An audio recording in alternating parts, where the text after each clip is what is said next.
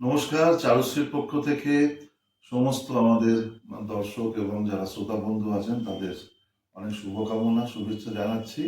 আজকে আমরা আর একটা নতুন প্রজেক্ট নিয়ে চলে এলাম।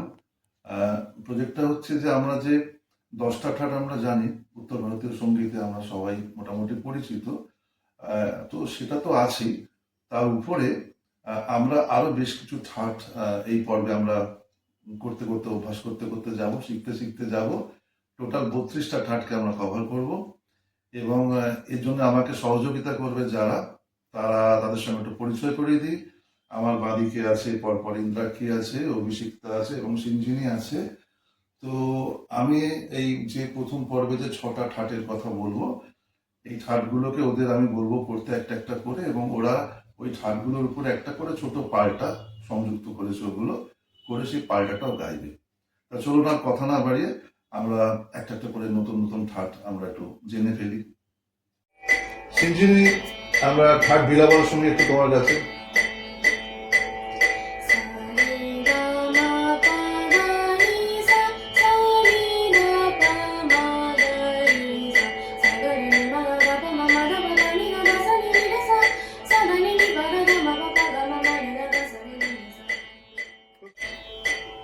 আমাদের দ্বিতীয় ঠাট আনন্দ ভৈরব বা সূর্যকান্ত, তাই তো?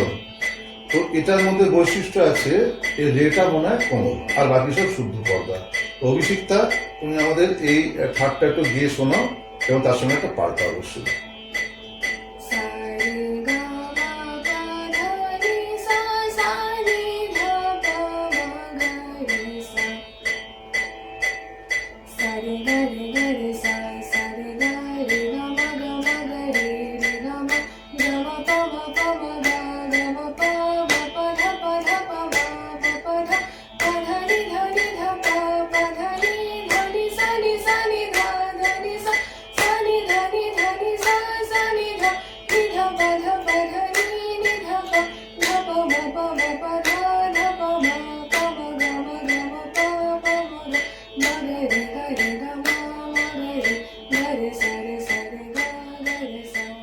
বাহ, সুন্দর, পরিষ্কার আছে।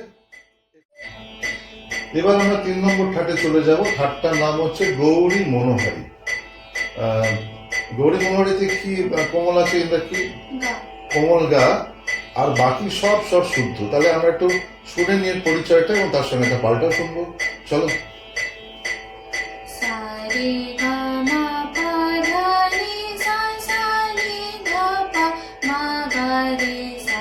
বাহ,